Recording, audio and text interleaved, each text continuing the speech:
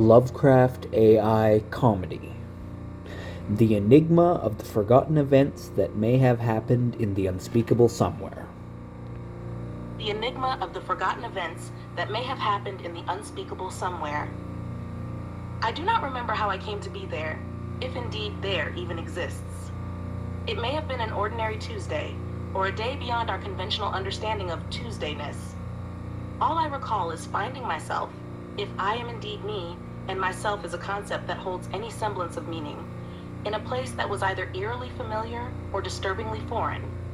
The entire atmosphere, if such a thing could even be called atmosphere, had a quality. Not quite light, not quite shadow, but the very essence of an in-betweenness that could drive one to a state of nearly remembering something they couldn't quite forget. There, in that half-formed haze, I became aware, though only vaguely, of an entity. Was it the same one from my prior not recollection? Or was this entity completely unrelated? The cousin of the idea of the first entity, perhaps? Whatever the case, its presence was undeniable, though I struggled to detect any features or qualities it may or may not have had. Its voice, or rather, the suggestion of a voice that may not have been a voice, drifted through the space, carrying with it a resonance that could only be described as indescribable.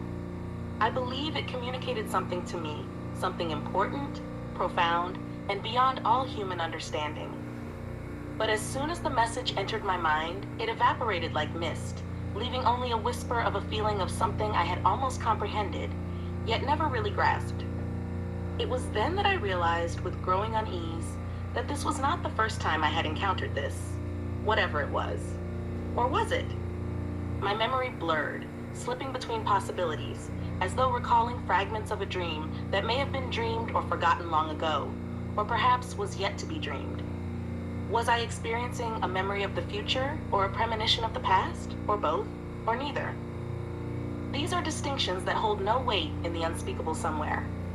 In a fog of nearly familiar déjà vu, my surroundings, if they could be called that, began to shift and pulse with a colorless hue. The landscape, if landscape indeed describes it, undulated with an almost pattern, suggesting shapes and structures that never solidified, but hinted ever so slightly at the possibility of form. It was then that I felt, or almost felt, a touch on my shoulder. The sensation was neither warm nor cold, neither firm nor gentle, but imbued with a vague thingness that made me shudder.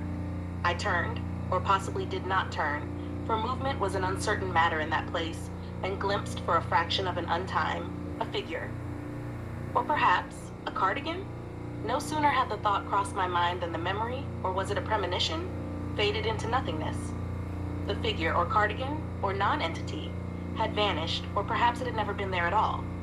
And so I write this account, if writing is indeed what I am doing. An account is a word that can apply to this hazy recollection of a non-event. I do not know if this tale is a sequel to my previous experience, or a prequel, or some circular loop outside of time altogether. Perhaps it is all things and none of them, existing in the impossible realm between what is known and what cannot be known, or even not known. All I can say for certain is that whatever may or may not have happened, I am forever changed by the memory or the forgetting of whatever may or may not have been. This has been the enigma of the forgotten events that may have happened in the unspeakable somewhere. This is Joseph Roszell thanking you for listening. Goodbye.